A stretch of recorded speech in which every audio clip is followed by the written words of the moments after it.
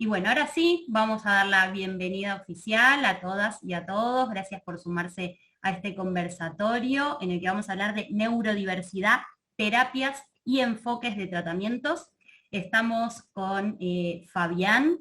Él es parte de TEA Padres Tucumán. ¿Lo dije bien esta vez? Sí, está perfecto. Y vamos a hablar, va a hablar con Agustina Videla, que ella es la autora del libro único del autismo a la neurodiversidad, aprendizajes de una madre. Y estamos con Augusto de Origami Multiespacio, que se sumó a organizar este conversatorio con nosotros, así que muy agradecidos tanto a Origami, a Fabián y a TEA Padres Tucumán. Así que bueno, ahora sí le doy la palabra a Agus. Bueno, yo sí, igual que Nadia, primero que nada quiero agradecer a Fabián Rivas y a TEA Padres Tucumán por el apoyo, y a Augusto por el trabajo a la distancia, pero que se siente muy próximo. Felicitaciones por un espacio que alberga tantas propuestas para la infancia y para los padres que acompañan esas infancias. Así que primero que nada le doy la palabra a Augusto para después poder pasársela a Fabián y empezar a charlar juntos. Perfecto. Bueno, muchas gracias Agustina, Nadia. Lo que les comentaba al principio, hablar sobre temáticas de diversidad, en este caso de neurodiversidad, implica ponerse de acuerdo en muchos aspectos, en principio, ¿no? Principalmente compartir experiencias, compartir miradas, generar apertura. Y ese es el trabajo que venimos realizando desde la librería, desde el multiespacio hace un tiempo, ¿no? Poder tener diferentes perspectivas. Un multiespacio es eso, es un espacio múltiple, donde abarcan y donde entran muchas miradas. En el camino encontramos a Agustina con su experiencia y su propuesta. Amablemente nos encontramos en esta gira federal con una mamá, con un impulso muy fuerte y muy comprometido con esta experiencia de vida que le tocó atravesar. Y es de esa forma es que decidimos multiplicar, sumarnos a que estas voces, esa voz de Agustina, llegue a más gentes, a más familias, que puedan conocer, que a veces no solo atraviesan una misma una realidad única, sino que hay muchas cosas compartidas, hay muchas historias en las cuales uno puede verse espejado. Así que no quiero alargar mucho más la introducción, quiero darle paso a Agustina y a Fabián, que son los protagonistas de esta tarde, para que ellos nos puedan contarnos sus experiencias en familia. Bueno, yo quiero darle la palabra ahora a Fabián, que junto con TEA Padres Tucumán vienen trabajando mucho y hace muchos años. Así que primero que nada, muchísimas gracias por aceptar la invitación y por apoyar este espacio de diálogo. Gracias Fabián, de verdad, un placer.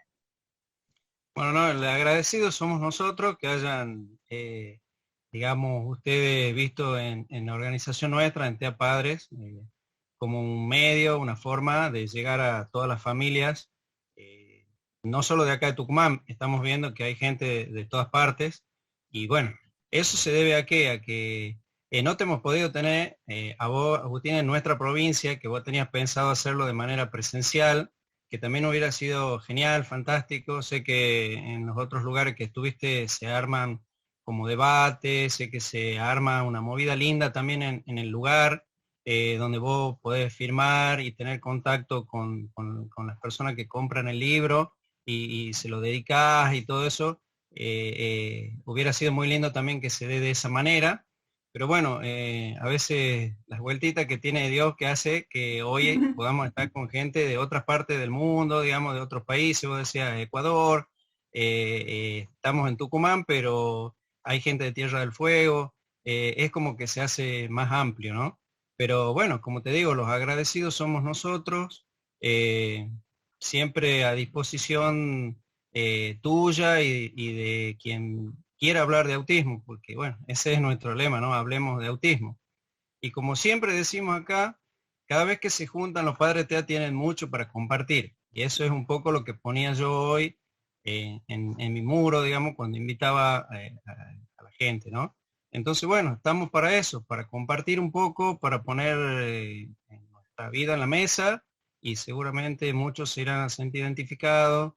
Y bueno, y también para escuchar y ver algunas caras que hace mucho que no veo. Ahí veía que se había sumado Daniel, Juan de Catamarca, que hace 1000 años que no podemos compartir algo, aunque sea que la virtualidad nos una, bueno, y escucharnos y compartir, ¿no? O sea, armar entre todo este conversatorio, es eso, ¿no?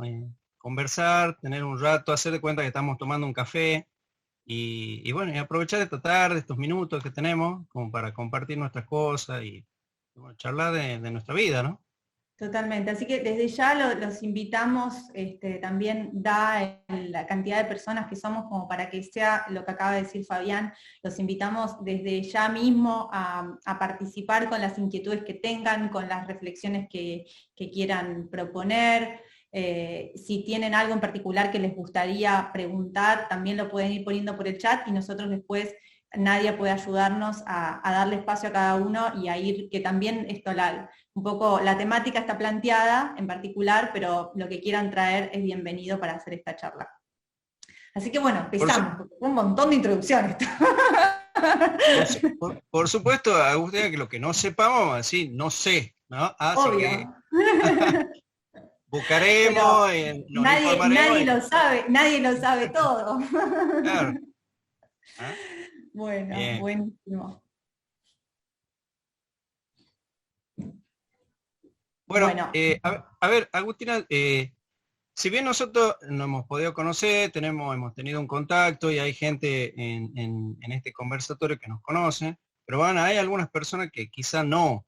Entonces, bueno, a mí me gustaría hacer una pequeña, breve presentación, una autopresentación, como para ubicar un poco al que es de afuera, que bueno, que por ahí no me conoce, no sabe quién soy, como para empezar, digamos, a entrar en clima de conversatorio, ¿no?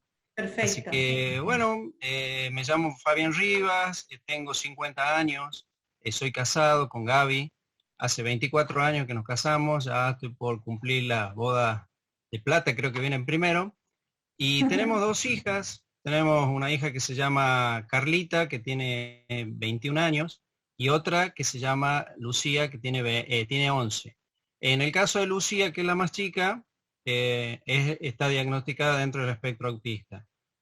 No, Carlita tiene 20, todavía no cumplió, está por cumplir los 21.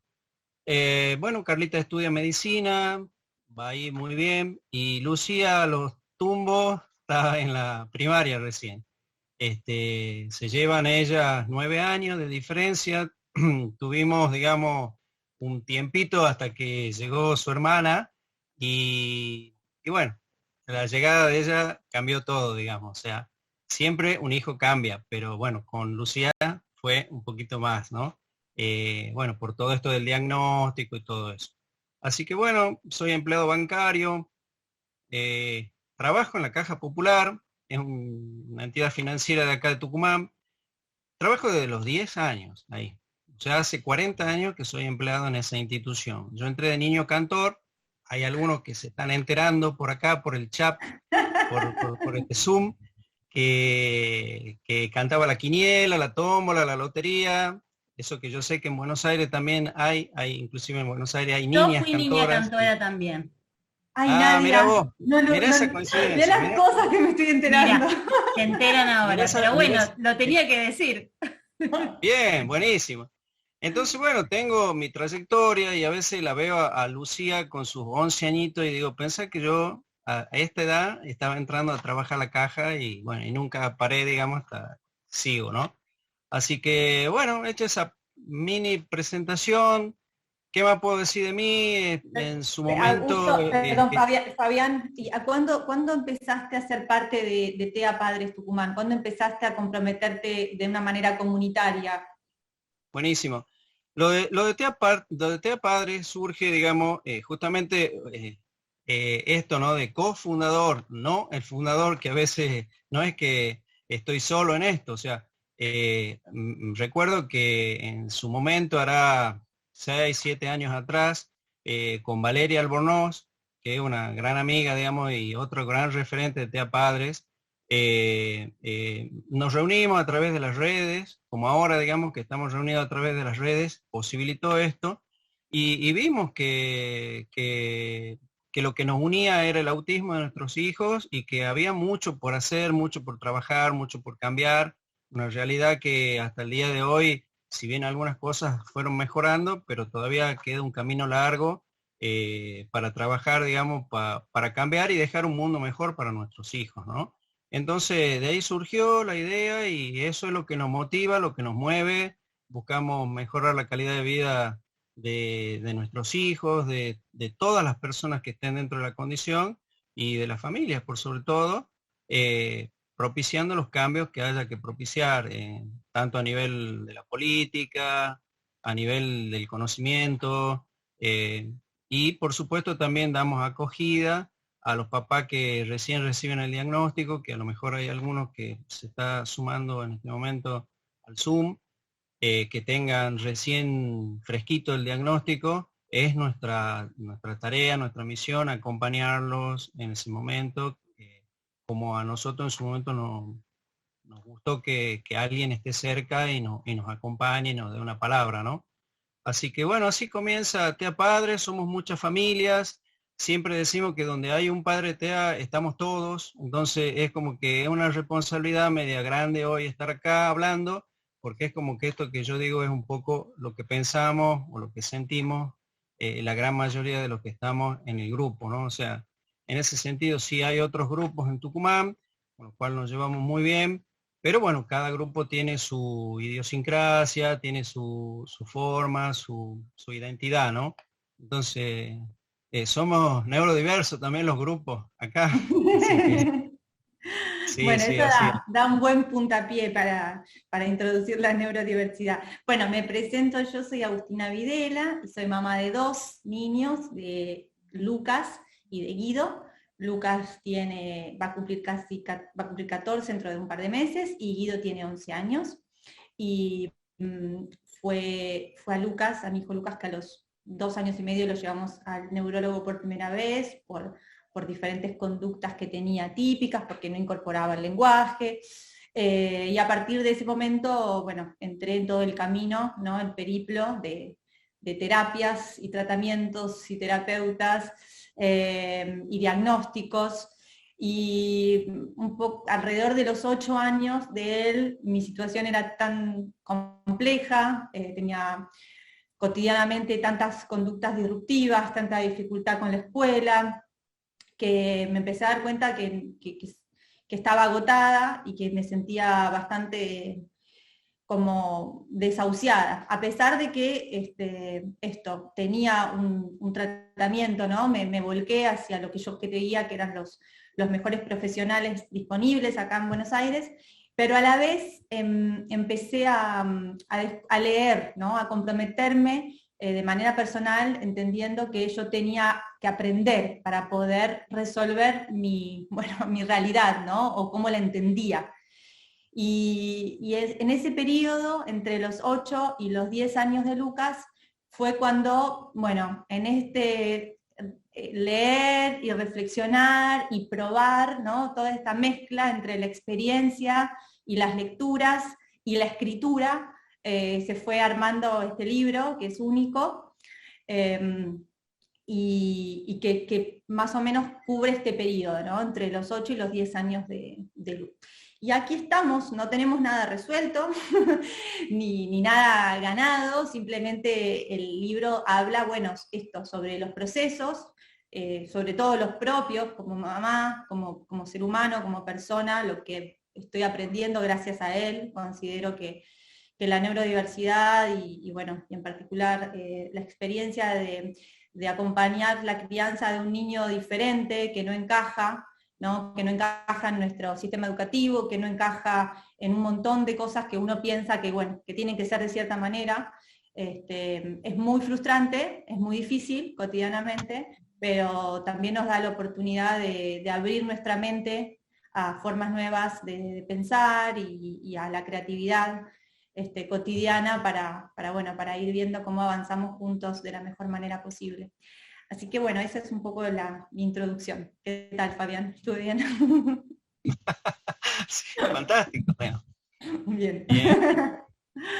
Bueno, y ahora si querés nos podemos volcar, pobre gente, a lo que nos trae. Yo creo que ahí vi ya un par de preguntas, pero bueno, lo que elegimos como temática es algo que tiene un gran nombre, ¿no? Y me parece que a todos nos intimida un poco, ¿no? La idea del tratamiento y de las terapias, como digo yo como mamá, para mí era como alguna palabra muy críptica, muy grande, y que me daba un poco esto de temor, y que era algo que, o sea, decía, bueno, hay otros que saben que pueden decidir todo esto por mí, y a la vez saber en manos de quién tenía que ponerme para que decidiera esto por mí, también me daba mucho temor, porque sentía que nunca estaba segura de si las personas que yo estaba eligiendo eran las correctas para elegir lo mejor para mi hijo, ¿no? Y toda esta cadena de no saber me angustiaba mucho.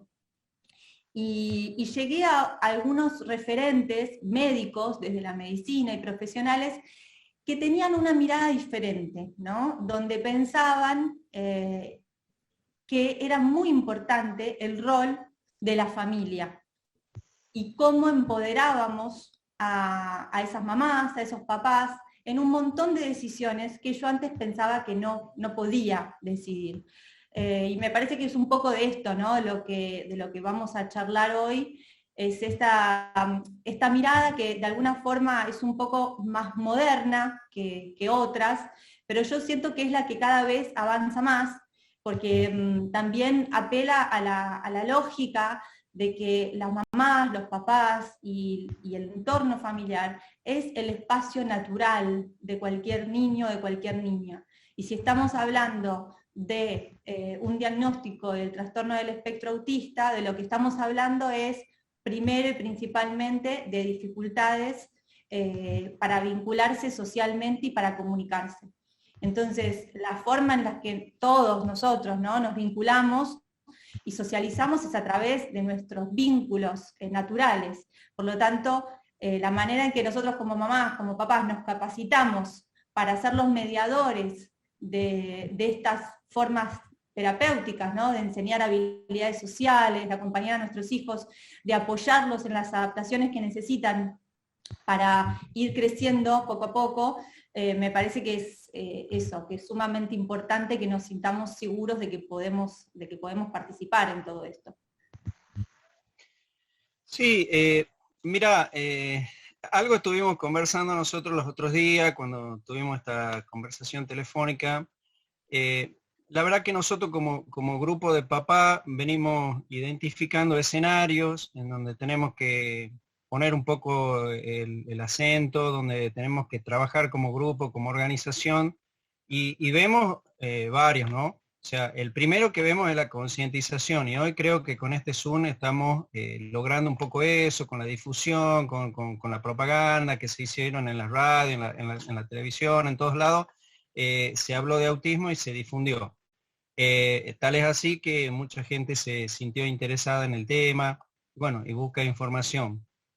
Ahí nosotros nos centramos en las señales de alerta, ¿no? En tratar de llegar a que el papá que ve algún comportamiento, en tu libro vos lo pones muy bien, que los primeros que detectamos algo que no está muy bien son los padres, ¿no?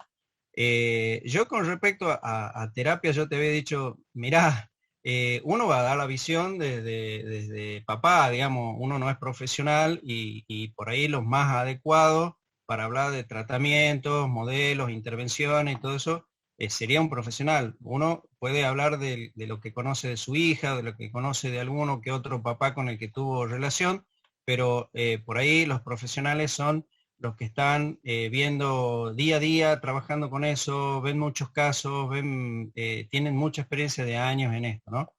Pero bueno, como organización, nosotros después de la concientización con las señales de alerta, buscamos que los diagnósticos sean cada vez más tempranos. ¿Pero para qué buscamos que los diagnósticos sean cada vez más tempranos? Justamente para que los chicos reciban las terapias lo más temprano posible, porque sabemos que 2 años están llegando los chiquitos a los consultorios en este momento. Antes llegaban a los 5 o 6. Se perdía 3 años de que los chicos quizás podían empezar en esa etapa, que es muy importante, de los primeros años de vida, a recibir ciertas intervenciones que le van a mejorar el pronóstico. Está comprobado, digamos, que le mejoran el pronóstico cuando más temprano empiezan a recibir las intervenciones. Esto que vos hiciste, de ir a un montón de terapias, de ir a un montón de médicos, de ir a un montón de cosas, fue justamente porque ese es el mensaje que nosotros tenemos, que una vez que a los chicos lo diagnostican, tenés que empezar lo más rápido posible con las terapias. Y vos sabés que en autismo las terapias son multidisciplinarias. Fonoaudióloga, psicóloga, terapeuta ocupacional, como mínimo, digamos. De ahí habrá casos que requieran kinesiólogo, que requieran otras cosas. Claro, pero perdón, discúlpame, Fabián. Sí. Sí. No. Lo cierto es que en todas las etapas de la vida los chicos van a ir necesitando esos apoyos, esos acompañamientos que van a ir siendo diferentes en la medida que el chico vaya avanzando, que tenga comorbilidad, que no tenga comorbilidad. Y es muy importante como papá, como familia, y obviamente para el principal, que es muy importante para el niño, en rodearse de esos apoyos, o que reciba lo que tiene que recibir, digamos, porque si no le compromete el futuro, digamos. Entonces, es importante todo lo que vos decís, pero no nos olvidemos que nosotros tenemos una visión muy médica de la cosa. Lo que vos planteás es como tener una visión un poco más desde la neurodiversidad.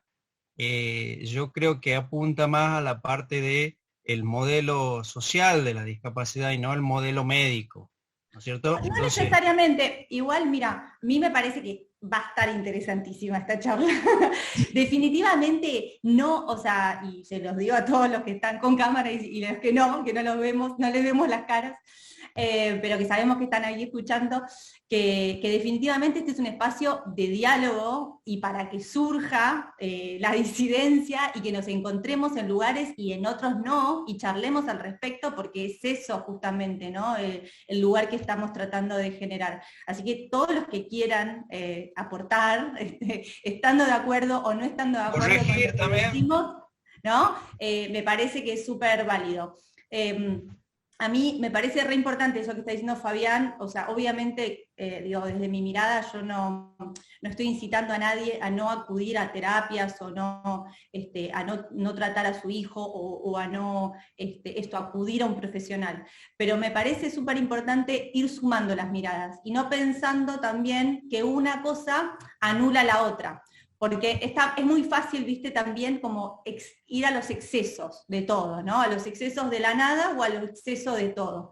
Yo hoy, obviamente, intento prepararme para estas charlas lo mejor posible para poder ser útil en lo que cuento y en lo que traigo. Y volví a ver un poco el capítulo del libro en el cual yo hablo del tratamiento, porque en este capítulo cito mucho a un profesional que tiene 40 años de experiencia, que se llama Barry Prisant.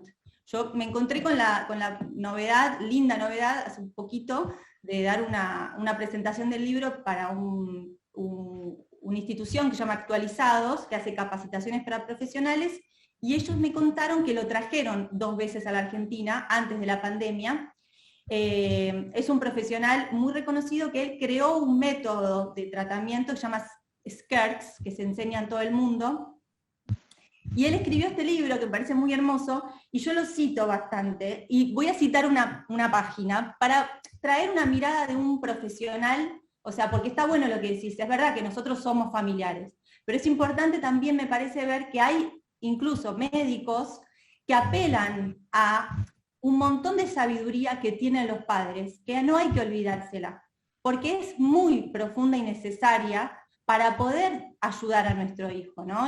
O sea, porque a veces cuando pensamos que todo el conocimiento está fuera de esa observación, sobre todo en esto que estamos charlando, que es el autismo es y esto es importante porque, no sé, yo tardé mucho tiempo en entender esto, tal vez todos lo saben, pero no estamos hablando de un trastorno que tenga digamos, un componente, digamos, no es un virus, no hay algo que uno pueda probar, hacer un examen biológico y saber que una persona tiene autismo o no tiene autismo. Es un diagnóstico subjetivo que se basa en la observación de conductas. Por lo tanto, ya hay una mirada, una observación de todo lo que el niño, digamos, de alguna manera tiene dificultad, puede o no puede, que es cotidiana, y esa observación, los padres y las madres somos los que estamos mucho tiempo con ellos, entonces tenemos mucho tiempo de observar situaciones. Y él dice esto, ¿no? En una parte del libro dice esto: es natural sentirse superado, confundido e incluso miedoso al intentar conseguir la mejor forma de ayudar a un hijo en el espectro. Muchos padres sienten que su instinto los hace confiar en la sabiduría de otros, a quienes ven mejor preparados y con más conocimientos. Aquí va el consejo que escuché dar a padres de chicos con autismo. Esos expertos sabrán más sobre autismo, pero vos sos el experto de tu propio hijo. Nadie tiene la perspectiva, la sensibilidad o la habilidad de percibir las sutilezas del comportamiento de un chico como sus propios padres. Nadie sabe mejor que una madre o un padre lo que una leve expresión de la cara o un tipo de llanto particular significan. Un padre sabe cuando su hijo necesita una pausa o cuando está abierto a conectarse. Madres y padres son los que se dan cuenta de los momentos en que los chicos consiguen un logro importante o superan una etapa de una forma que los llamados expertos se la pueden perder simplemente porque no están en la frecuencia del niño. Yo traigo esto porque digo, esto que estamos charlando también a veces, o sea, yo soy una mamá, como dijiste, no soy ningún profesional, pero es interesante, me parece, cuando uno escucha que hay una mirada incluso profesional. Dentro de los profesionales no todos tienen las mismas corrientes, y así como como vos dijiste, como los grupos TEA son neurodiversos, los profesionales también son neurodiversos, ¿no? O sea, ellos también tienen diferentes enfoques, y en esta neurodiversidad y en esta manera de acercarse a la profesión incluso, hay diferentes miradas, y en eso me parece que nosotros, como mamás o papás, tenemos que tenerlo claro, porque eventualmente puede ser un buen profesional, pero nosotros podemos estar buscando un enfoque distinto para el tratamiento de nuestro hijo, de nuestra hija, ¿no? Sí, esa es la idea que yo, digamos, traigo un poco en el libro, y en cuanto a la forma de considerarnos. De hecho, hoy leía que en su método, SCARES, que se enseña en un montón de países, que está disponible, él considera a la familia como socios de los profesionales.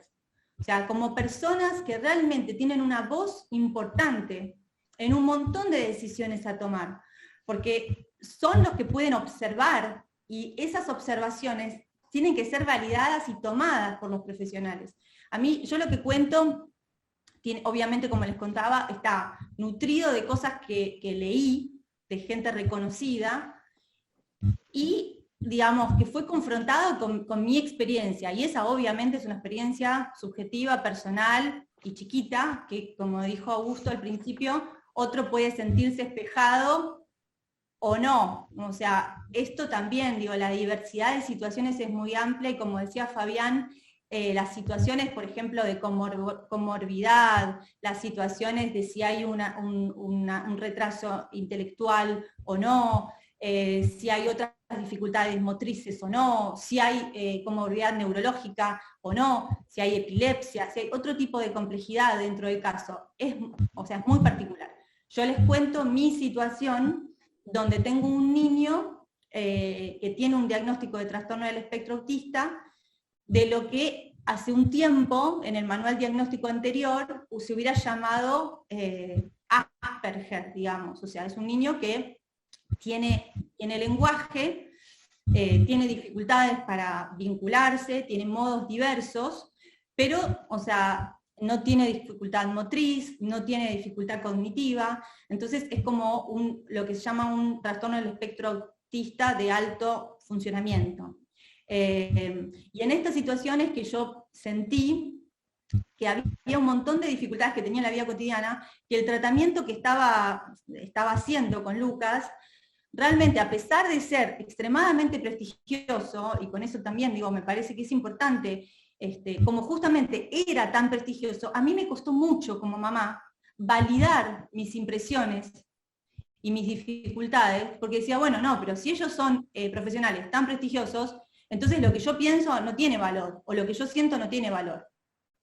Y me parece que ese es uno de los mensajes para mí importantes a comunicar, si hay mamás, si hay papás que escuchan, y es algo que también este médico dice y repite en su libro, es que, digamos, el instinto, ¿no? y la sensibilidad de una mamá, de un papá, frente a los terapeutas, frente a las terapias y frente al tratamiento, es importante y uno tiene que poder escucharla, porque somos las personas que estamos ahí día tras día con nuestros hijos, entonces tenemos que validar nuestras impresiones.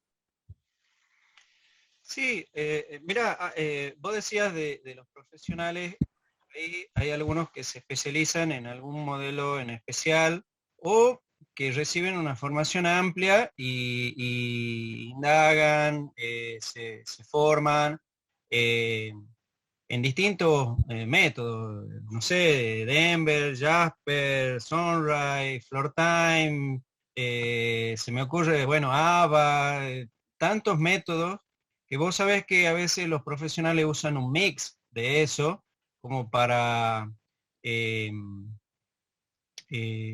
hacer como el famoso traje a medida, ¿no? Pero bueno, hoy en día, ¿qué es lo que vemos? Vemos que lo que más auge está teniendo es esto, un poco lo que vos decís, es las terapias mediadas por padres, ¿no? O sea, donde en realidad quien se forma se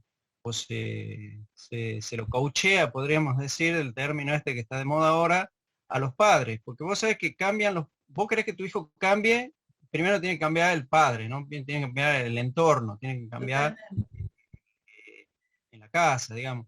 Y como que los que reciben un poco la parte de formación, podríamos decir, son los padres. Entonces vos te volvés como un coterapeuta, digamos. Entonces, eso también es medio, es una carga, digamos. ¿Por qué? Porque vos decís, yo a mi hijo lo quiero disfrutar, yo a mi hijo quiero ser el padre que llego a la casa, juego con él, no quiero ponerme... Bueno, lo que pasa que ahí, Fabián, me parece que también, esto una vez más, claro, pero depende de la situación, porque, por ejemplo, a mí me pasó esto, que en esta discusión que digo, me parece que es re interesante. Yo una vez me senté enfrente de un psiquiatra que me dijo, pero usted debería hacer su rol de madre.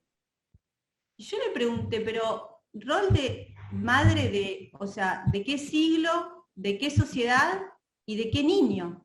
Porque, o sea, la madre de hace 200 años no es la de ahora, la de Arabia Saudita no es la de acá, y la de un niño con trastorno del espectro autista o conductas disruptivas todos los días, no es la otra, que tal vez no los tenga. Entonces, si yo no puedo estar todo el día entero con mi hijo, porque tiene conductas difíciles, desde que se despierta hasta que se acuesta, la única manera en que yo pueda sobrevivir primero y después ayudarlo a mi hijo, es convirtiéndome en una persona que tiene la capacidad de mediar y de ayudar a ese niño con esa problemática.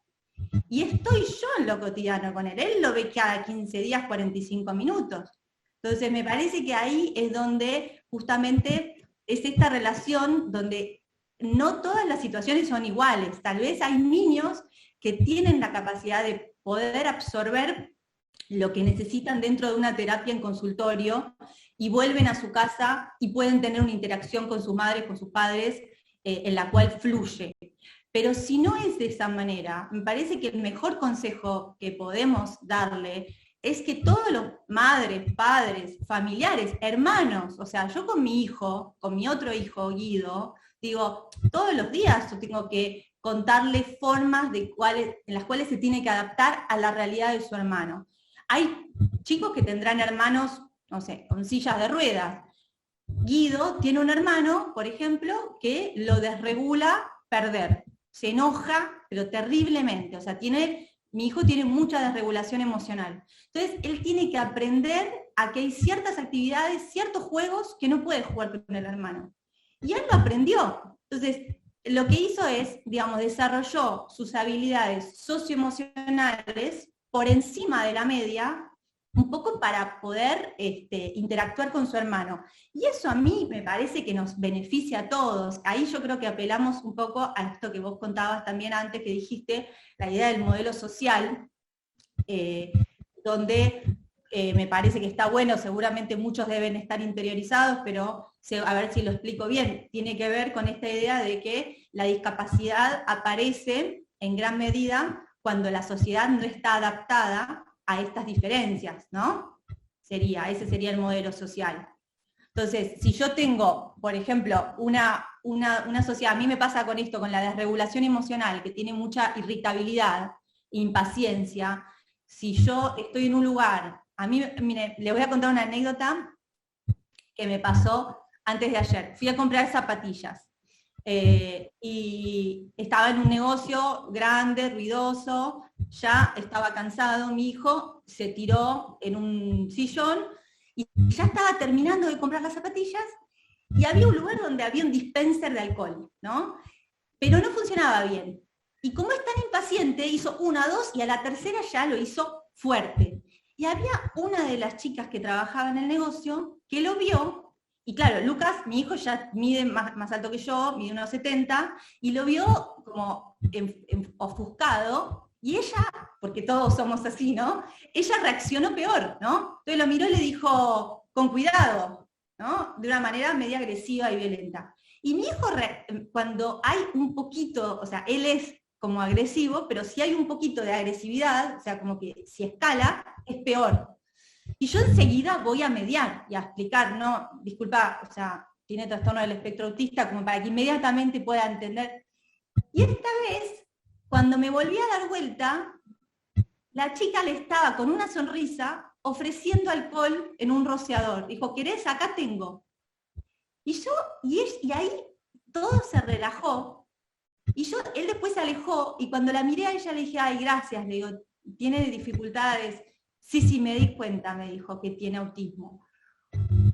Y eso hace unos años no pasaba, como decías, esta conciencia de estas pequeñas adaptaciones, digo, esto me parece el modelo social, entender que a veces las dificultades no solo son físicas, ¿no? Sino que pueden ser emocionales, y que a veces con una pequeña tolerancia además del entorno, con una adaptabilidad pequeña, ya evitamos una conducta disruptiva, un enojo, que en otras situaciones antes me pasaba todo el tiempo, porque frente a una mala actitud de él, lo que venía era el prejuicio de que es un caprichoso, y el yo, como una mamá que no lo sabe educar.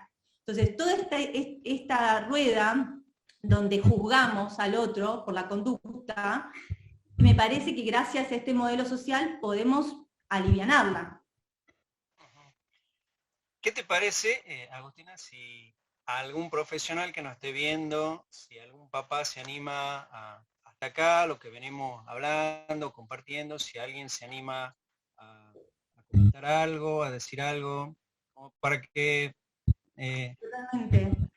A mí me gustaría, Fabián, Agustina, por ahí contar un poco mi experiencia dentro de la neurodiversidad, porque yo también soy un papá que atraviesa una situación particular dentro de su familia. Yo les cuento por ahí a los asistentes. Yo tengo un hijo de 4 años con síndrome de Down. Si bien es otra condición, compartimos muchos puntos de conexión en lo que respecta a la vivencia en cuanto a conocer sobre tratamiento y a este camino y recorrido que vos también cuentas, Agustina, en tu libro, desde las ansiedades de saber el diagnóstico hasta cómo manejarlo, hasta cómo instruirse y para saber de qué manera abordar de mejor forma, ¿no? Y acompañar el crecimiento y el desarrollo, todos los duelos que uno atraviesa en el camino, todas esas cuestiones son muy compartidas, me tocó vivirlas en lo personal y en lo familiar. Y por ahí recalcar, tomando y diciendo principalmente que este conversatorio no tiene desperdicio, me parece fantástico lo que va saliendo hasta ahora. Esta de la mirada de diferentes puntos de vista, me parece que aporta mucho. Entiendo, Agustina, en tu libro, entiendo tu experiencia y la transmisión como mamá, de una mirada que fue construida a lo largo del tiempo. En las páginas que tiene el libro, que son alrededor de 300 páginas, vos condensás 14 años de tu vida, si bien te focalizás entre los 8 y 10 años de Lucas. No es lo que quiero decir, es un proceso por el cual atravesamos todas las personas que tenemos un familiar al cual tenemos que acompañar en su desarrollo, que no es del día a la mañana. Todo, es más, yo creo que vos misma sufriste una metamorfosis leyendo tu libro y contando toda tu experiencia entre las diferentes miradas. En algún momento te apoyaste en el modelo médico, en la psiquiatría, en la medicación, cambiaste tantas veces de medicación como tantas veces te decían los profesionales, o sea que hasta que fuiste construyendo y acomodando a una necesidad personal, familiar, y creo que ese es el mensaje del libro, ¿no? Somos los papás los que debemos por ahí empoderarnos y creer que lo que nosotros armemos alrededor de esa persona a la que queremos acompañar tiene que ver mucho más con nosotros, con lo interno, ¿no? Con lo dentro de la familia, que con lo de afuera. Si lo de afuera sirve como apoyo, sirve como acompañamiento, sirve como apalancamiento, pero los profesionales forman parte de un equipo, de nuestro equipo, y no nosotros del equipo de ellos. Entonces, con toda la sabiduría y el conocimiento que los profesionales aportan a la causa de cada familia, sin desmerecer eso, quiero decir que es imprescindible que trabajar en conjunto. Claro, si se trata de sumar, no de restar, ¿no? Acá nadie enfrenta situaciones, sino de sumar interlocutores y de sumar uno principal, que es uno, ¿no? Con su bagaje, como vos dijiste, con su filosofía de vida. Pero me parece lo que estás trayendo tan importante, porque trae también, me parece, una preocupación de Fabián, que la semana pasada tuvimos un conversatorio en Córdoba y la invitada fue Marta Lastra, que es una mamá, también cofundadora de Familia SEA Córdoba, y ella lo dijo también muy bien y trajo esto que vos traías, ¿no? Y decía, bueno, la verdad que es cierto, Agustina, que vos tomaste muchas decisiones porque te formaste mucho, ¿no? Y es verdad que, obviamente, para mí, la palabra empoderamiento y responsabilidad van de la mano. O sea, nadie está hablando acá de gente que de un día para otro sale de todo y no hace nada. Estamos hablando de... Inclusive, ¿no? claro. Inclusive al afrontar, cuando vos contás en el libro, los miedos de decirle a un profesional, de pedirle un plan de tratamiento, o qué es lo que trabaja, o qué es lo que tengo que hacer yo en la casa.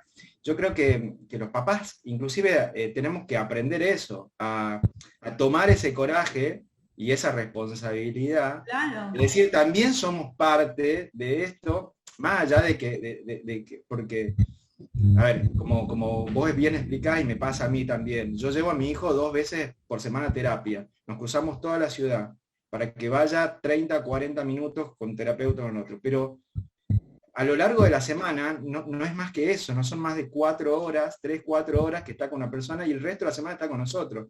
Entonces, ¿de qué manera nosotros podemos favorecer eso? Y cuando vos citás a Prisant en un libro y decís, los padres tienen que elegir sus batallas, te referís, creo, a eso, ¿no? O sea, somos nosotros los que tenemos el timonel de... Bueno, muchas veces, con esto cierro, disculpa, Agus, sí, no. la preocupación de los padres, y me sentí muy identificada cuando te leía, está muchas veces en decir, ¿qué profesional elijo? ¿Cuál es el mejor? ¿A dónde voy? Hago 100, 200 kilómetros por día para llevarlo 30, 40 minutos a ese, que es valiosísimo cada profesional, vuelvo a repetir, con su aporte que nos puede hacer.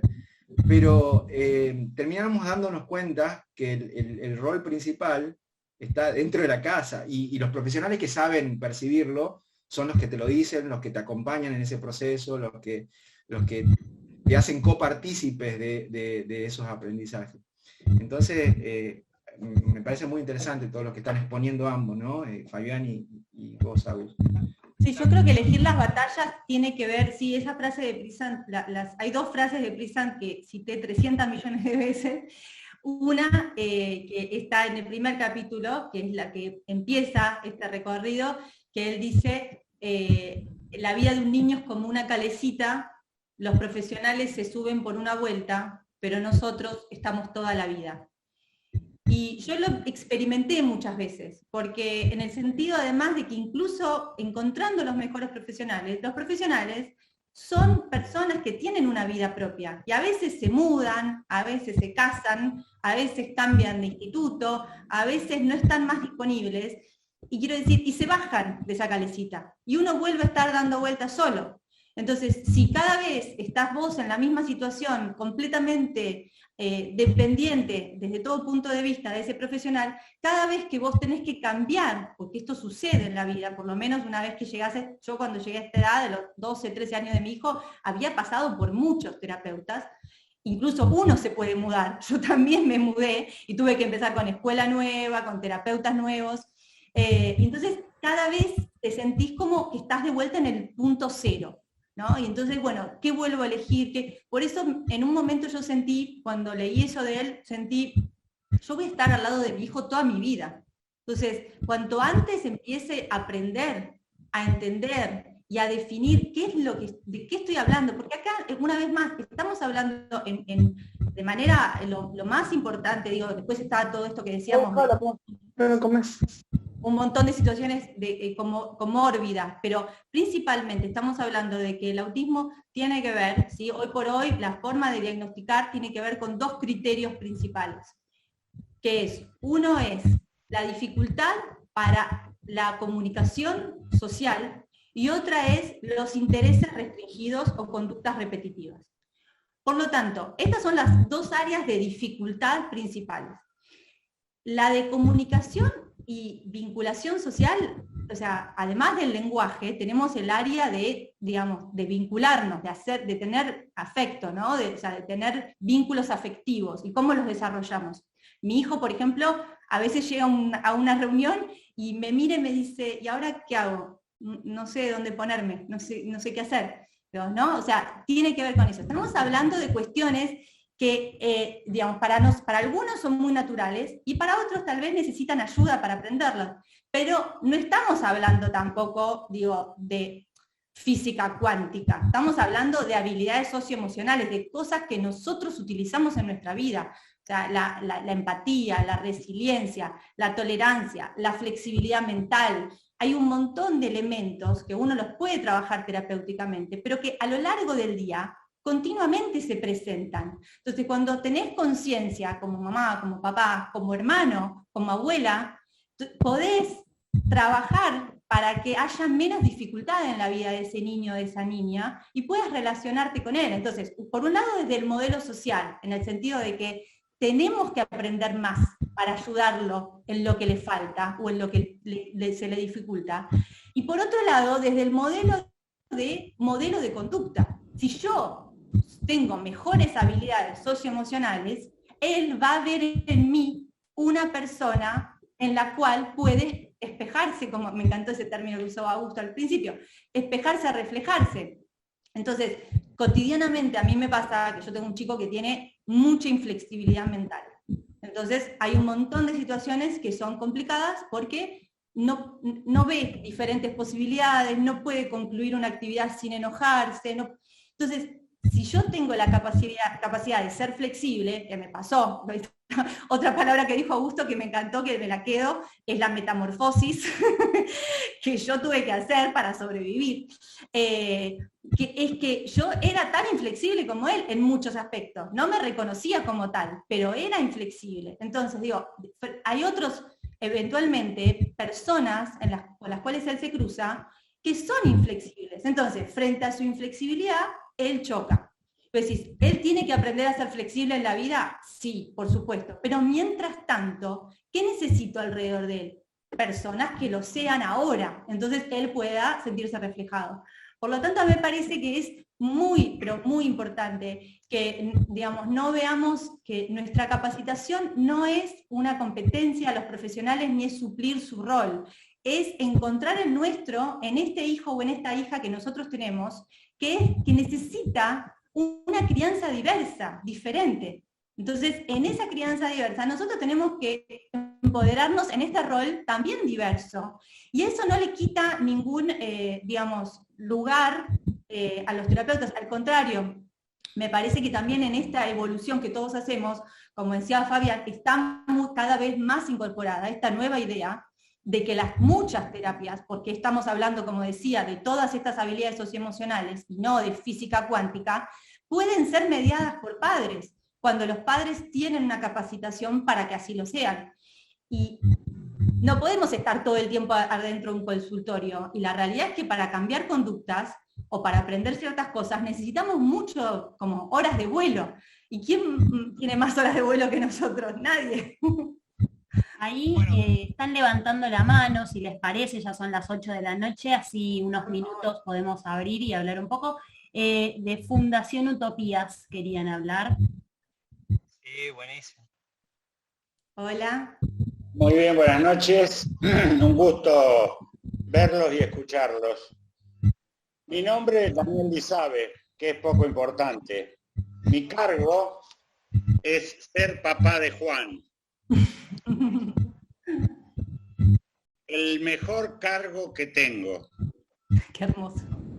Juan, 25 años, cuarto de siglo, habiendo sido diagnosticado que no iba a hablar, no iba a leer, no iba a escribir. Buenas noches.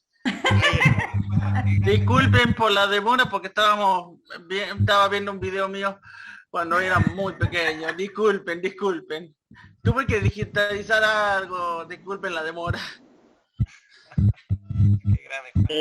Y creo que por el otro lado también están, bueno, habiendo partido el diagnóstico que no iba a hablar, que no iba a leer, que no iba a escribir, que no iba a hacer nada, Juan hizo su primaria, hizo su secundaria, terminó su secundaria y ahora maneja en forma total, completa, la única emisora de radio de FM con cobertura regional en todo el ámbito de Catamarca, dirigida por un joven con autismo. Yo luego de mucho ver pensaba, claro, me dijeron que no iba a hablar, que no iba a leer, que no iba a escribir. Lo que nunca me dijeron es que nunca iba a operar una radio. Entonces fuimos por ese camino. Con respecto al empoderamiento que escuchaba por ahí, más que empoderamiento de los padres, permítanme corregir, es que nosotros los papás y las mamás, y Juan logró el 90% a nivel escolar gracias a que mi señora se capacitó. Profesora de educación especial, empezó a hacer cuanto curso había de autismo, incluidos los de la Flaxo, y bueno, con un montón de apoyos y demás, Juan pudo terminar su colegio secundario. Más que empoderamiento, yo siempre les digo a los papás, piensen un ratito como si ustedes tuvieran autismo. Es ponerse en el zapato de nuestros hijos y decir, a ver, ¿qué diría? ¿Qué pasaría? ¿Cómo opinaría? ¿Sí? Ahí por el otro lado me está escuchando, bueno, Juan. Entonces, esto de ponernos en la mente... Estoy por la PC. Tratar de ponernos, como se dice ahora, en los zapatos, de poner. Entonces, eso creo que nos ayuda y nos alivia la cosa. Tacho esto. El tema de los profesionales, es cierto, hay muchos que van directamente y en un primer momento todos nos aferramos a los profesionales, pero a veces pasa que al profesional siguen los tratamientos generales de la ley y nuestros hijos no están comprendidos dentro de las generales de la ley. Entonces requieren un tratamiento puntual, ni mejor ni peor que otro, simplemente puntual. Y ahí es donde los padres debemos decir esto sí, aquello no, por más que al profesional no le guste. Por allí el joven de origami, que no tengo su nombre, le pido disculpas, decía 2.000 kilómetros para que esté 40 minutos dentro de un consultorio, y por hoy sale de ese consultorio y no lo usa nunca más en su vida a lo que vio en el consultorio, por lo tanto no le encuentra sentido. Y tenemos que preparar a nuestros hijos para su autovalimiento lo más independientemente posible. ¿Qué otro tema? Y ya corto. Medicinas, terapias y demás, intuición de mamá y de papá. Vieron que siempre se habla de intuición femenina. Bueno, también debe haber intuición masculina, que somos nosotros, qué sé yo. ¿Está? Y... bueno, viene acá para que lo vean. Hola, Juan. Si quieren ver mi radio, no hay problema. Ahí Sí, le por vamos favor, vamos a compartir después los datos acá en el chat, pero además después me lo pasás porque nosotros vamos a compartir un documento post-conversatorio con algunas notas y podemos compartir la radio también, por favor. Sí, eso yo no tengo idea. El encargado de la técnica, que está acá, y Fabián lo sabe bien, terrible. He llegado hasta WhatsApp y hasta Zoom, nada más. Bueno, entonces, es bueno esto de que los padres, abrir los ojos a los padres, de que es cierto, los tratamientos son importantes, bla, bla, bla, bla, bla, pero también, ¿saben qué? Es importante que nuestros hijos sean felices. Pasó mucho con el tema del inicio de la pandemia, que los papás se querían morir, se querían asesinar porque no iban a tener terapias. Y pasa también cuando nos quedamos sin acompañamiento terapéutico para las escuelas. Ahora pregunto, si falta alguna semana nuestro hijo a la escuela, ¿cuál es el problema? Ninguno ha muerto ni ninguno ha venido para atrás. Entonces, esto de tratar de buscar el punto medio, aplicando siempre, creo yo, los conocimientos y la intuición de papá y mamá, ponele, para que no nos dejen afuera. Claro, bueno, eso nada más quería. Y por ejemplo, yo preguntaría, ¿cuáles son las similitudes entre el COVID y el autismo? Escucho respuestas. Bueno, yo solamente meto un bocadillo y después lo dejo a Fabián que estaba por hablar y después seguimos porque hay varias manos levantadas, pero quería solamente hacer hincapié, primero que dijo todo mucho más corto que yo, más rápido, fue mucho más al grano, estoy de acuerdo, fantástico. Y cómo, ¿no? Lo de la radio, ¿no? Cómo a veces esto, digo, ¿cuál es el objetivo último de un tratamiento? El bienestar socioemocional de ese niño o esa niña. Entonces hay que ver, porque a veces con esta idea de querer arreglarlo, o sea, a veces es demasiado, y ese es demasiado terapia, porque a veces, o sea, como dijo él, las terapias y los tratamientos son cosas que están, muchas veces, ¿qué es la validez? La validez tiene que ver con que hay estadísticas, o la validez tiene que ver con que hay una carrera que da un título, que ese título habilita un prestador, que ese prestador habilita que pueda tener una obra social. Sin embargo, yo tengo uno de mis hijos, el más chico, Guido, es fanático de la cocina, y él ama cocinar. Si yo tengo que motivarlo para que se vincule, es a través de la cocina. Hoy con Lucas es el manga y el anime. Estoy armando un club de manga y anime y mi vida está pasando por el manga y el anime. Y eso es lo que realmente le gusta. Ahora me decís, llevarlo a una terapia hoy por hoy, por ejemplo, llevarlo a una terapia psicoanalítica. No va. No es que yo decida, no es algo que le interese, no quiere ir. En cambio, ¿qué hice? Traje un psicólogo que le gusta el manga, y viene a casa y hacemos un club de manga, y tiene un psicólogo cerca y le gusta el manga, y él de a poco, a medida que pueda, estará cerca de él, lo conocerá, tendrá un vínculo y lo podrá apoyar a través de su adolescencia. Pero entonces, la terapia tradicional, estándar, a mí, en este momento, no me sirve. ¿Estoy desahuciada? No. Busco creativamente, en función de mi hijo, qué le puede ayudar a estar bien. Eso quería agregar. Fabián, perdón. No, bueno, viendo un poco esto que vos decías, de terapia mediada por padres, la otra vez escuchaba una charla entre dos titanes, digamos, uno era Alexia Ratazzi con García Coto, donde salió el tema de la evidencia científica, que muchas veces se dice que las terapias que se hacen o que se recomiendan o que son las más adecuadas y todo eso, son las que tienen experiencia científica comprobada. Y ahí, bueno, Alexia escribió el prólogo de tu libro y a Alexia la sigo mucho, escucho mucho sus investigaciones, la verdad es una persona a la que tengo toda mi admiración. Y ella, ¿qué decía en esa conversación que tenían ahí con García Coto? Empezó a usar el, entre comillas, de la evidencia científica comprobada. Porque ella decía, por ejemplo, entre otras cosas, que cuando se habla de evidencia científica comprobada, por ejemplo, no es tan así porque a veces son pequeños los números de los casos en los que se ha hecho esa comprobación. No son ensayos comparativos que se hayan comparado con otros grupos. Son muchas veces sin seguimiento a largo plazo de esa investigación o ese estudio que se hizo.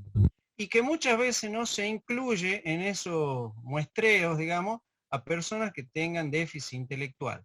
Entonces, yo me hacía la pregunta, yo digo, si toman 100 chicos con autismo de Estados Unidos y le hacen una serie de pruebas a ver si con este abordaje tienen mejoras, bueno, capaz que esos chicos de Estados Unidos sí, pero ahora traslademos eso a Jujuy, a La Rioja, Mendoza, Santiago del Estero, Tucumán, no sé, Tierra del Fuego, ¿darán los mismos resultados? Entonces, bueno, esto de la experiencia científica comprobada, que la misma Alexia me hizo reflexionar que es entre comillas, esto de las terapias mediadas por padres, sí tiene, aparentemente, se viene haciendo un seguimiento, un control, un muestreo y todo eso, y sí viene dando resultados, pero en algunas áreas, y las voy a citar. En el área del aprendizaje académico, ayuda mucho el acompañamiento y la terapia mediada por padres. En el área de la autorregulación ayuda mucho. En el área de la interacción social también ayuda mucho porque, a ver, al estar los padres ahí las 23 horas del día, como vos decís, y una hora contra una hora que puede estar en la terapia, obviamente se nutre más de las 23 horas que está con los padres. Y bueno, y también la interacción con sus padres, bueno, la colaboración, todo eso. O sea, a ver, pero acá no se tiene en cuenta a la persona con déficit intelectual. La persona con déficit intelectual, estamos hablando de otro cantar. Y sabemos que un gran número de chiquitos con autismo pueden tener como comorbilidad el déficit intelectual. Entonces, es un tema que la verdad da para mucho, para largo. No sé si lo podremos llegar a terminar de desarrollar ahora. Por eso me encanta que haya profesionales que estén escuchándonos, que estén viéndonos, que estén siguiendo este vivo. Y como yo digo, quisiera también escuchar un poquito el feedback de ellos, más que después un momento de preguntas, es ahora un momento de nosotros preguntas hacia ellos, digamos. O sea, estaría bueno escuchar qué te dice un profesional de lo que nos está escuchando respecto a todo esto que venimos conversando. Solo una cosa. Que estén los resultados, nuestros hijos ya van a ser viejos. Es un crack, Daniel. Es un crack, la verdad. Yo iba a decir que tenemos 2 manos levantadas hace un rato largo. Lo que les voy a pedir, ahora les vamos a dar la palabra, es que sean concisas, así no estamos hasta tan tarde, son un montón de personas, son las casi 8:15 de la noche, así que la primera persona que había levantado es Valeria Albornoz. No sé si estás ahí porque no tenés la cámara. Si no está por ahí. Fabián la nombró hace un rato. Sí, si no está Valeria, ahí está, dale, adelante. Hola, ¿cómo están? Buenas noches. Bueno, yo soy Valeria Albornoz, soy mamá de Sebi, que tiene 10 años. Entré un poquito tarde al vivo, pero estuve escuchando todo y me parece muy interesante, primero, que obviamente somos los papás los que tenemos que dirigir el equipo. En mi caso fue siempre así desde el principio. Eso me dio la posibilidad de poder modificar los terapeutas que no estaban siendo efectivos para mi hijo o por distintos motivos. Siempre intentamos, yo formo parte del grupo TEA Padres, siempre intentamos que los padres intenten ellos elegir a los profesionales yo soy, no tengo drama de decirlo, anticentros. Creo que los papás tienen que elegir a los profesionales ellos, al psicólogo, al psicopedagogo, a la maestra integradora, de manera tal que cuando no nos guste algo, podamos decidir nosotros, no que se reúna el equipo y ellos decidan sobre nuestro hijo. El tema de la escolaridad es uno de los temas que los papás, creo que todos la pasamos cuando buscamos escuela para los chicos, que resulta muy difícil, y no falta el profesional que nos diga que no está en condiciones para empezar el colegio o la escuela. Eso tenemos que decidir nosotros los papás. También soy pro, lo digo así porque algunas veces es difícil poder hablar sobre el tema, de la escuela común. La escuela común es el lugar en donde tienen que estar los chicos y para eso necesitan mucho acompañamiento. En cuanto a nosotros como papás, tenemos que intervenir siempre en las terapias, preguntar siempre. Cada vez que el chico sale de una terapia, tenemos que preguntar qué han hecho, cómo lo han hecho. Tenemos que molestar al terapeuta porque es la única forma de que podamos ir aprendiendo. Escuchaba a uno de los papás que decía que, bueno, su esposa se dedicó a su hijo casi 24 horas al día. No todas las mamás tenemos esa posibilidad, por lo tanto necesitamos la ayuda de profesionales que nos puedan ir orientando para poder trabajar, obviamente, en la casa. La participación de los profesionales es muy importante y la nuestra también, la de los papás, es fundamental. Y eso es lo que siempre intentamos inculcar dentro del grupo, cuando entran papás nuevos, que durante la pandemia es impresionante la cantidad de papás que entraron al grupo, muchísimo. Hubo mucho diagnóstico durante la pandemia y se encontraron solos. Todos esos papás se encontraron totalmente solos porque no había terapeutas que los ayuden.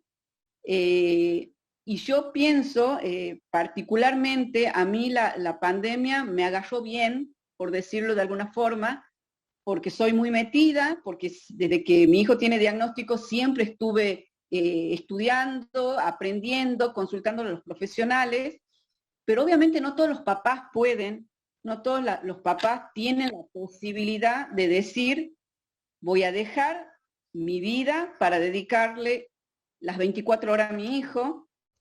En mi caso, yo tuve que decidir dejar de trabajar por la tarde para poder dedicarle tiempo a mi hijo, pero no todos tienen esa posibilidad.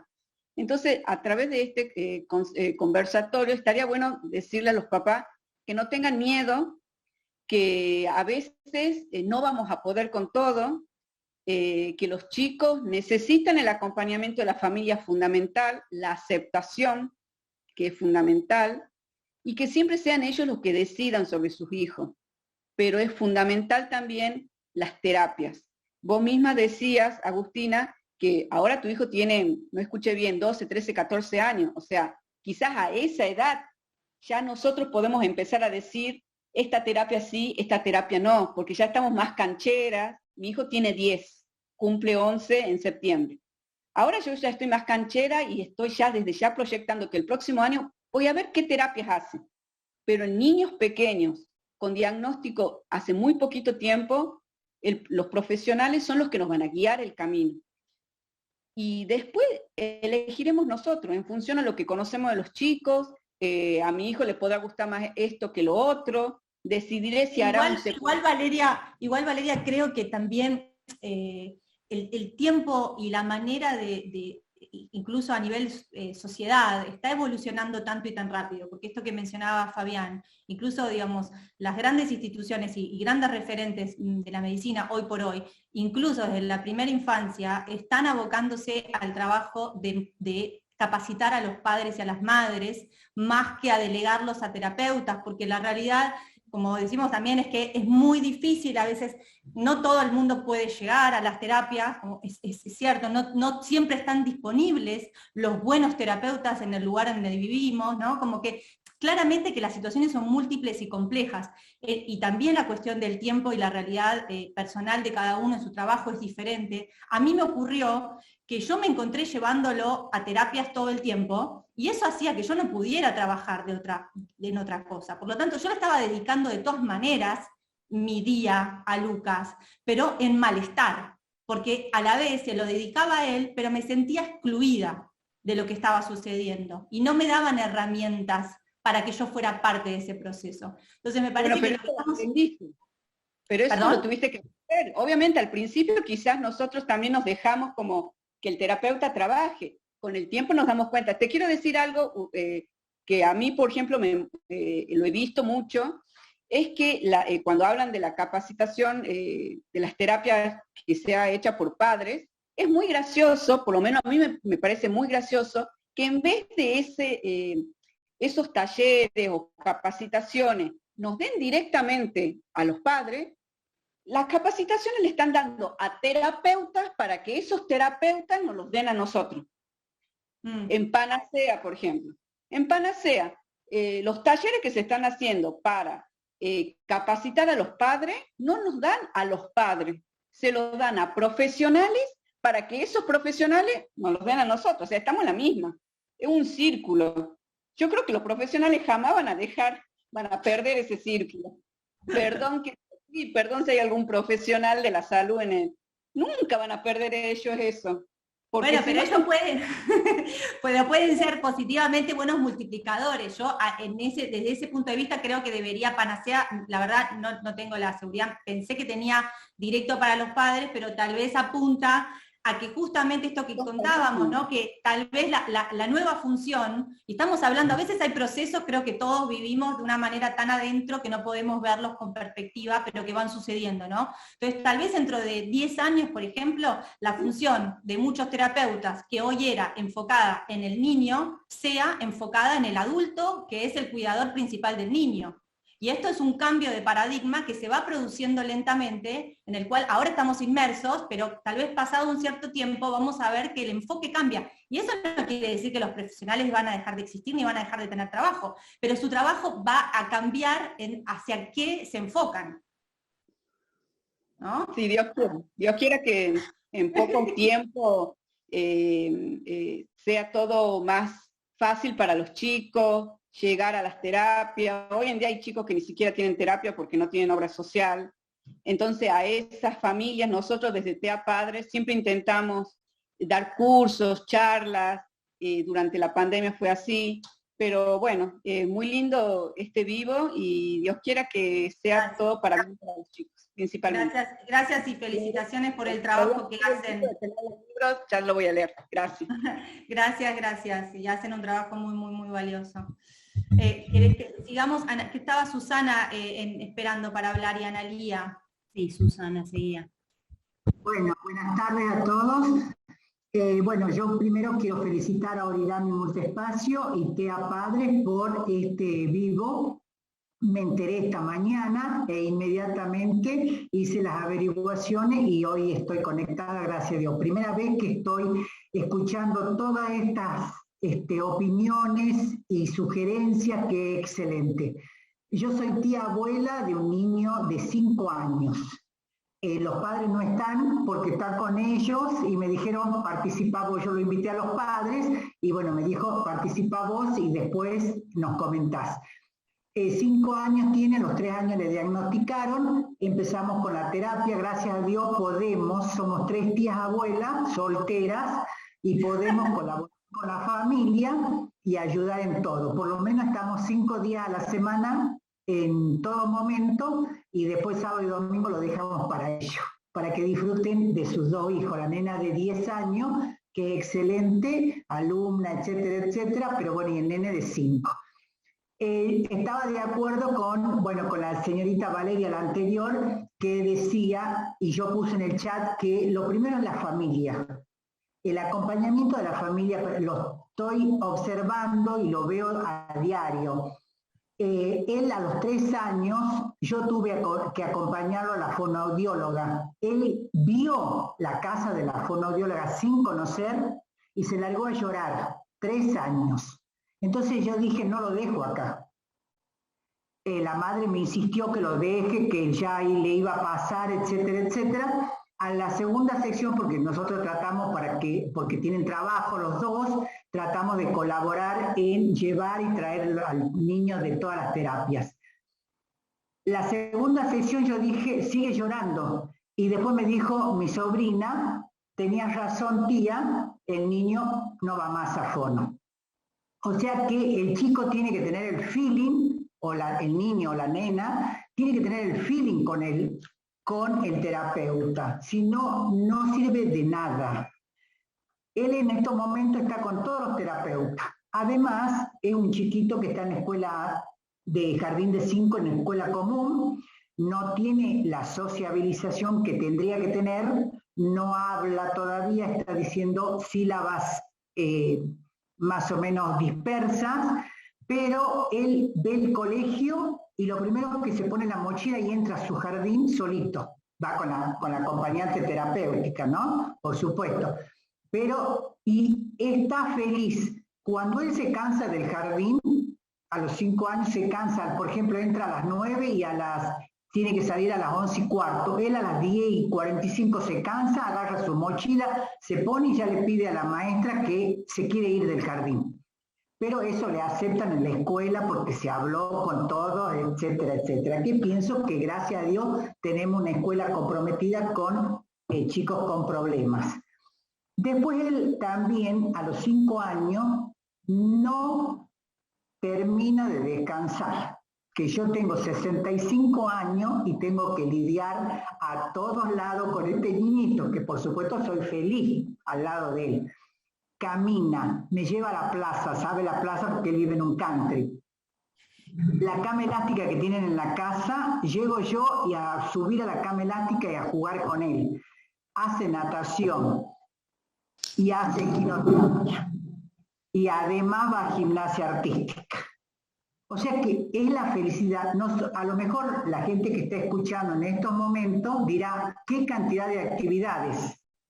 ¿Serían muchas? ¿Serán pocas? No lo sabemos, pero el chico está feliz en estos momentos, a donde va. Cuando vemos que no se siente bien, inmediatamente buscamos por qué no se siente bien, qué ha pasado, etcétera, etcétera. Y eso yo entiendo a los padres, porque mi sobrina y mi sobrino político no tendrían ese mismo acompañamiento porque ellos trabajan también. Por ejemplo, ayer tenían la terapia, dijo tía, yo lo llevo porque tengo el tiempo. Pero hay veces que yo 2 veces a la semana, o 3 o 4, tengo que acompañar a los terapeutas y yo veo que el chico entra feliz y sale feliz.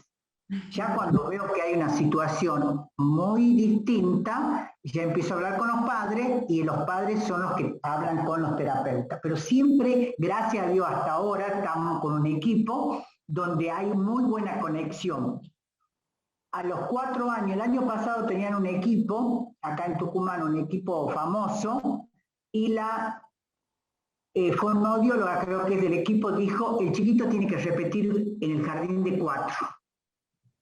Yo soy profesora de educación física, jubilada profesora de educación física, la otra tía también es profesora de educación física, jubilada, y dijimos jamás vamos a permitir una cosa así, por más que ustedes digan hoy en dónde estamos parados, pero fuimos a hablar con los directores, hicieron los padres un Zoom con el equipo, y dijimos, en este equipo no puede ir en contra de los padres del equipo.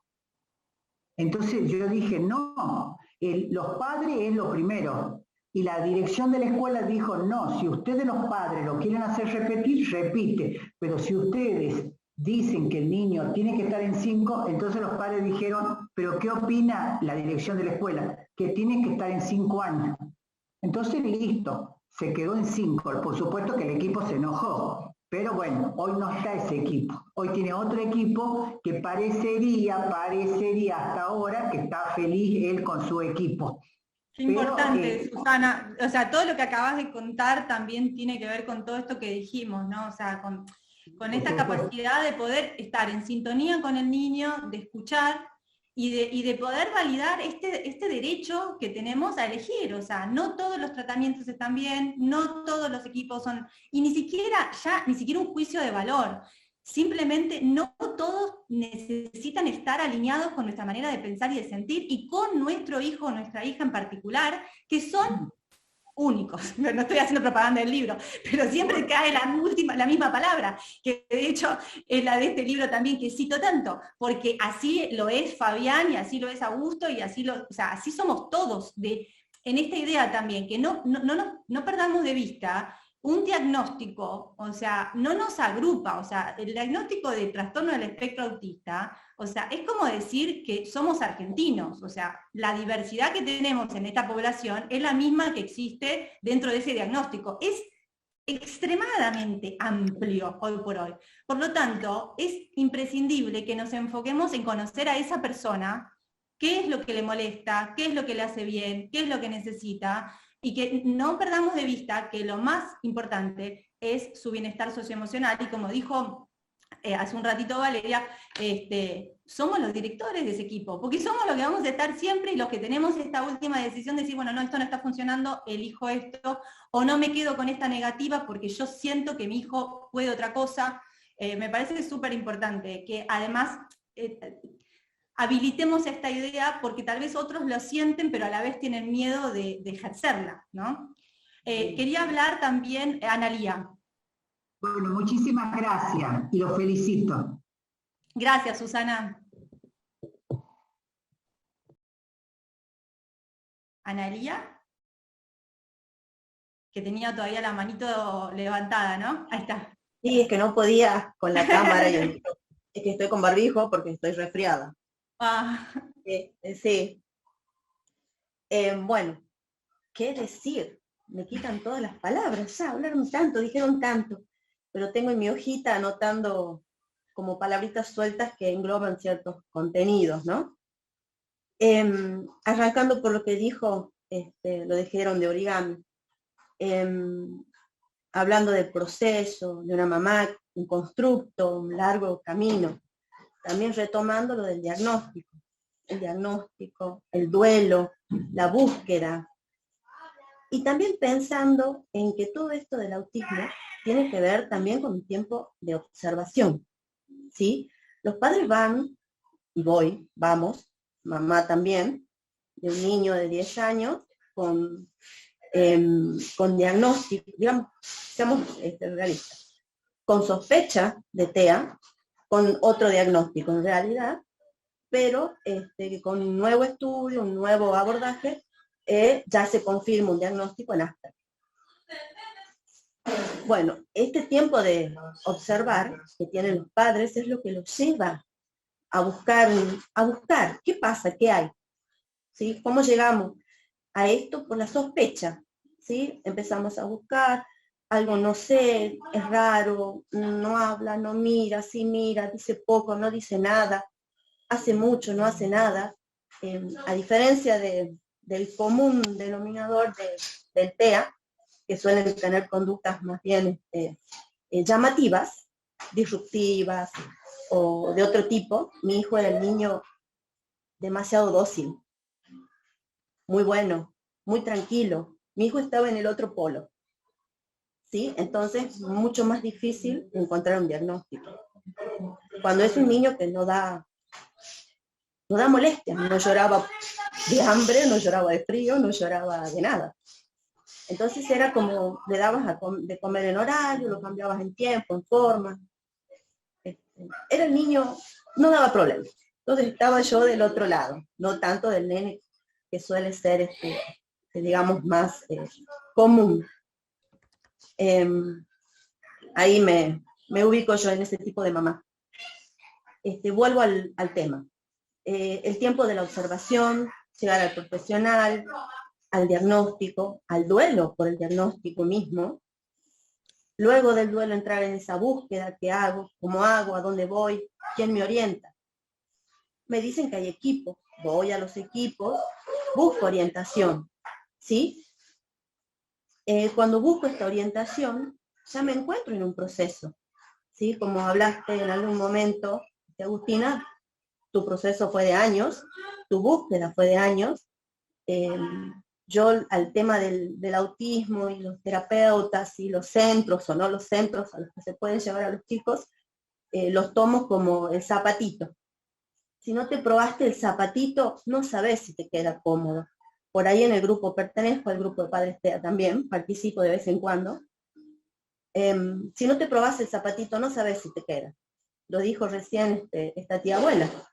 Cuando él no se sintió cómodo en el equipo, cuando lloró en el encuentro con la terapeuta y volvió a llorar, y este zapatito no le queda. Entonces vamos a buscar otro zapato. Uno más cómodo, uno más accesible, no sé si cómodo, pero más accesible. Y después volviendo a lo que hablaban un poco de estos modelos. La historia demuestra, y nos sigue demostrando constantemente, que apoyarse en un polo, y digo polo por decir este o este, pero digamos en una de las patas. Para mí el tema del autismo tiene como 3 patas. El sujeto, ¿sí? Los padres en el sentido de su familia, y los terapeutas que acompañan. Estas 3 patas sostienen esta mesa, ¿sí? Y esta mesa no es el sujeto en sí, sostienen el mundo de este sujeto. En algún momento, a mi hijo, en una reunión, hablábamos un poco de que cumplíamos con las terapias, cumplíamos con la integración escolar y cumplíamos con la actividad de padres, ¿sí? Es decir, actividades de padres con el apoyo de los terapeutas, serían las actividades mediadas por padres, dichos ahora. Pero ¿qué pasaba? Mi hijo tenía 3 mundos, ¿sí? Él respondía en 3 mundos, pero no respondía al mundo real en el que él estaba. Entonces, apoyarnos en el sujeto, o solo en los terapeutas, o solo en en las terapias mediadas por padres, no son, me parece que el problema, sino el problema es en unir todos estos mundos y lograr que el mundo en el que esta persona habita y en el que queremos dejar que habite autónomo y libre, dueño de su proyecto personal, tenemos que hacerlo todos juntos. Por eso es que yo decía, el tema de los terapeutas debe continuar afuera del consultorio. Y me siento identificada con vos, Agustina, porque yo soy una persona muy curiosa, en extremo curiosa del saber. Entonces, el tiempo fuera del consultorio, cuando mi hijo estaba en sus terapias, para mí era tiempo perdido. Era tiempo desperdiciado. Él estaba haciendo algo, pero yo no. Yo estaba como tirando horas de esfuerzo que podría estar en otro lado, dejando de ejercer una profesión para acompañar las terapias. Entonces yo no lo veía en términos económicos, sino en tiempo de desperdicio. Dame una revista, dame un libro. Yo voy leyendo afuera mientras vos trabajás adentro, y cuando el chico salga yo ya voy a tener una idea de lo que puedo seguir haciendo. Digamos, vivo acá, pero mi cabeza está como volando dentro de 5 años, 6 años. Como todos los padres, creo, pensamos en el futuro de nuestros hijos. Entonces me identifico con vos fuera del consultorio en ese tiempo sin hacer nada, ¿sí? Sin sentirlo útil. Entonces yo pienso que todo lo que se haga en la terapia dentro del consultorio, los padres son lo que podríamos llamar de alguna manera el refuerzo positivo, ¿sí? En TEA se trabaja mucho con los refuerzos, ¿sí? Yo creo que ese refuerzo positivo serían estas terapias mediadas por padres. Continuar ese hilo conductor de lograr que sea autónomo. Lo que se hizo en la terapia que continúe afuera, ¿sí? Sin alejarse de la realidad de la familia, de la realidad del niño, de cómo es. No es lo mismo la mamá de la India que la mamá de Tucumán. No es lo mismo la mamá de Buenos Aires que una mamá que tuvo mucho estudio, poco estudio, que trabaja, que no tiene tanto tiempo, ¿sí? Porque es una realidad. Tenemos que dejar de hacer muchas cosas para poder acompañarnos a estas terapias, porque no hablamos de terapias de 40 minutos, estamos hablando de muchas terapias, y también fui la madre circense que salía de la Fono y cruzaba medio Tucumán para llegar al Ateo, salía del Ateo y arrancaba a las 2 de la tarde y terminaba a las 10 de la noche, toda la semana. Entonces la pasé también. hasta que encontré un lugar donde podía tener varias terapias y podríamos ir complementando otras cosas de otra manera. Y en este momento, con el nuevo diagnóstico, otra vez el cimbronazo, se bajan todos de la calecita o se suben. ¿Qué hacemos? Entonces, por eso, retomar. Pasamos del diagnóstico, el duelo, la búsqueda, el tiempo de la observación. No nos olvidemos que el mundo está sostenido por estas tres patas. El mundo, le digo sujeto porque hablamos del niño, y no son niños, no todos son niños. Estamos viendo que son adolescentes, jóvenes de 25 años, que manejan una radio. Está esperando ahí para salir, para saludarnos a todos. Sí, ¿cuándo? Y adultos mayores. Entonces, eso es una de las materias pendientes, creo que con TEA Padres también, el tema del adulto, lo laboral, y más allá de lo laboral. ¿Sí? Eso también siempre estamos como empujando ese carrito para ver si llegamos a buen puerto.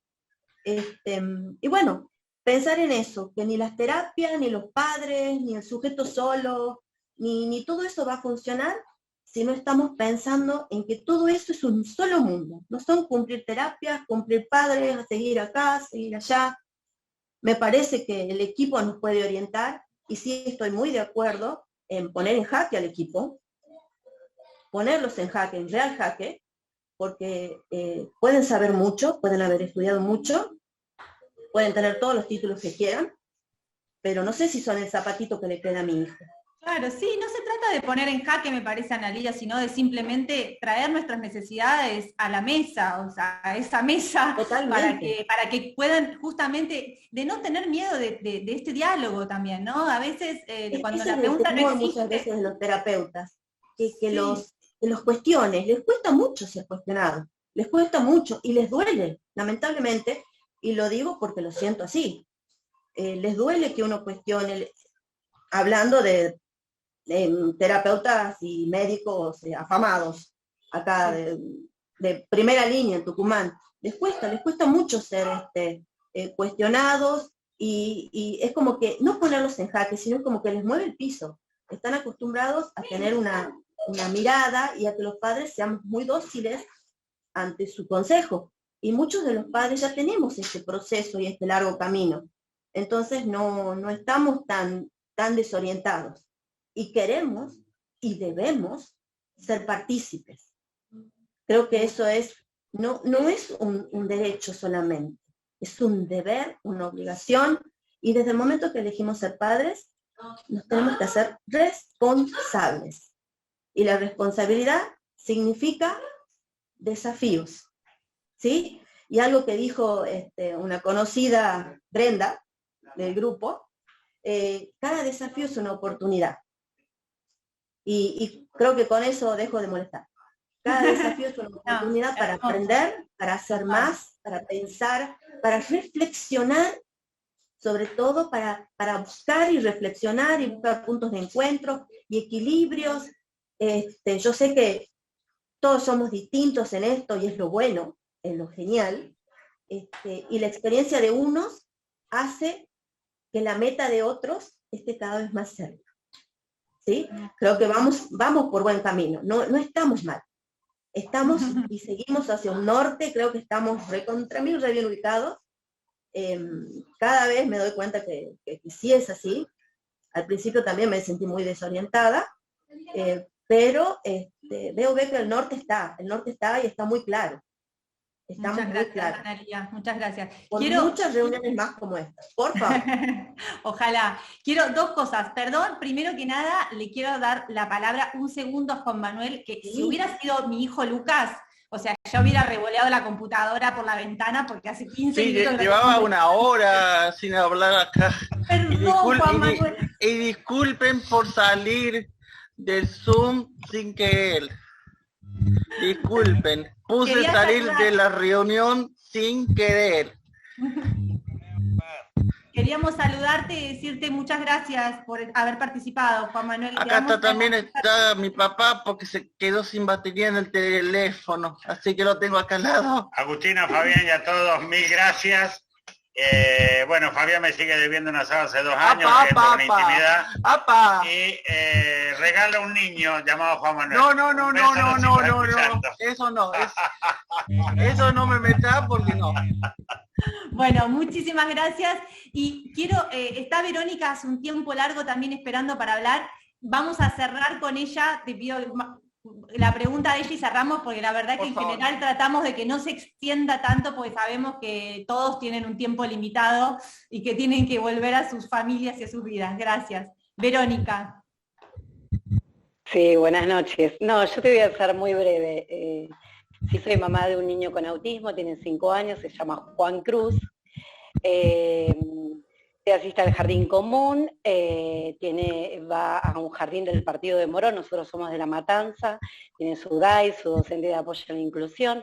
Y sí, a mí en lo personal me hubiese gustado que él volviera a hacer la sala de 5, no tomándolo como una repitencia, sino como un refuerzo en cuanto a que es un año más que estuvimos en años pandémicos, ¿no? El año pasado y este, que me hubiese gustado, pero la escuela común es muy reacia en cuanto a esto del trabajo con el niño con autismo. Cuesta mucho, pero bueno, yo soy maestra de grado acá en la provincia de Buenos Aires, en La Matanza, y también tratando de socializar, de concientizar, de dar información acerca de una charla, para que más docentes nos podamos sumar y acompañar un poquito. Yo creo que el chico tiene que estar acompañado por todos, al terapeuta lo necesitamos porque, a ver, tiene un saber que yo no lo tengo realmente, ¿sí? Todos tienen un saber, y obviamente las familias somos importantes porque los nenes están 24 horas, entonces lo que a mí me parece que falla es esto, el equipo, y bueno, y la escuela es otro tema, ¿no? Pero bueno, es bastante complicado, pero está bueno que todos puedan ayudar al niño. Vos lo dijiste, a ver cuál es el fin, ayudar a ese niño, quizás lo dijiste en otras palabras, pero nosotros buscamos el bien personal de ese niño, que ese niño esté bien, que esté insertado en la sociedad. Eso me parece. Yo tu libro lo tengo, lo estoy terminando, la verdad que tengo la posibilidad quizás de no trabajar un turno, como decía la mamá de TEA Padres Tucumán, que no me acuerdo el nombre, la mamá de Sebi. Bueno, tuve que dejar realmente, y sí trato de leer, sí soy muy preguntona a los terapeutas, sí les molesta, pero bueno, uno tiene que todo el tiempo estar preguntando, o sea, e informándose. Nosotros acá también tenemos en La Matanza, TEA Padres La Matanza, también, bueno, yo trato de participar de muchas reuniones y tratar de que compañeros se sumen, porque los nenes nos necesitan. Es así, a papá, mamá, a todos. Y en cuanto a la intervención con padres, que sí es importante nuestra intervención, porque si bien no tomarlo como mucha tarea, yo trato de planteármelo, pero cuando se baña, tratar de trabajar ahí en el baño, las habilidades de la vida diaria, tratar de aportar ese trabajo, ¿no? Que es necesario para lograr la autonomía de ellos, creo yo. Así que bueno, también agradecida por este espacio, ya te he escuchado en charlas, en una charla en Actualizados, así que muy contenta y te agradezco también. Gracias. Gracias, Verónica, muchísimas gracias. Bueno, le quiero dar la palabra a Fabián y después a Augusto para que sea él que cierre. De mi parte, yo les agradezco muchísimo a todos por haber estado acá y por esta charla que me pareció muy rica y me gustó mucho escucharla. No, simplemente volverte a agradecer a vos por el espacio, por elegirnos para este conversatorio. También decirle a todos los que han participado que me encanta escucharlo, me encanta su mirada, me encanta formar parte de su vida de alguna manera. Mucha gente de TEA Padre, bueno, Daniel me cobra el asado, me tiene loco ya, se me hace que voy a tener que mandar el asado. Así que bueno, simplemente eso, también muy contento de haber participado, y sí se ha extendido un poquito. Teníamos pensado que termine 8:30, y sí, como vos decís, bueno, todos tenemos nuestras obligaciones y tenemos que volver a nuestras actividades. Ya nos encontraremos nuevamente, sin duda. Muchas gracias Augusto. Agustina, bueno, Fabián y a todos los participantes. Bueno, voy a hacer un cierre citando un fragmento del libro que me encantó, que está al final. Recordamos a todos los participantes que Agustina Videla es autora de Único, el autismo, la neurodiversidad, aprendizaje de una madre. Este libro hermoso, no se lo pierdan porque tiene muchas miradas, de las cuales, muy complementarias de lo que se habló acá, hay algunas cosas que yo apunté que dan para mucho más la charla. Pero quería cerrar con dos citas tuyas, en donde haces referencia a esto, ¿no? Dependiendo, decís, desde qué enfoque filosófico, psicológico o médico se analicen las cosas, podemos darles diferentes nombres y explicaciones a los mismos hechos. No importa cómo lo llamemos, importa qué es lo que hacemos, cómo lo abordamos, cómo actuamos ante eso, ante esa realidad tan particular que nos sucede en lo cotidiano y en lo diario, cómo aprendemos, qué sacamos de todo ese proceso. Y por último, hay algo que me gustó mucho, que tiene que ver con todo esto que charlamos en la tarde de hoy, y vos cerrás tu libro diciendo un poco algo así como: yo no busco diagnósticos que lo expliquen, sino formas de que pueda disfrutar su vida. Ya no buscas diagnósticos, ya buscas la felicidad. Y eso es una tarea que cada familia, cada papá, mamá, abuelo, tía, hermano, deberá encontrar, ¿no? En esta neurodiversidad que nos toque vivir y atravesar. La forma en que ellos en realidad, y nosotros también, si ellos son felices, nosotros lo vamos a hacer también de esa manera. Así que muchísimas gracias, Agustina, Fabián y a todos los asistentes por darnos esta tarde tan enriquecedora y de tanto aprendizaje. Neurodiversidad y aprendizaje.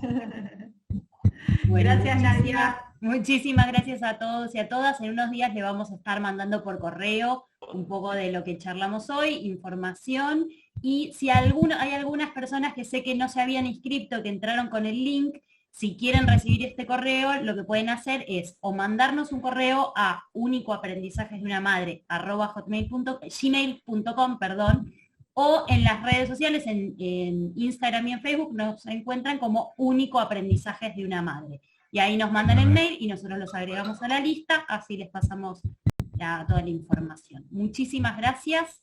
Buenas noches. Muchas gracias a todos. Buen fin de semana.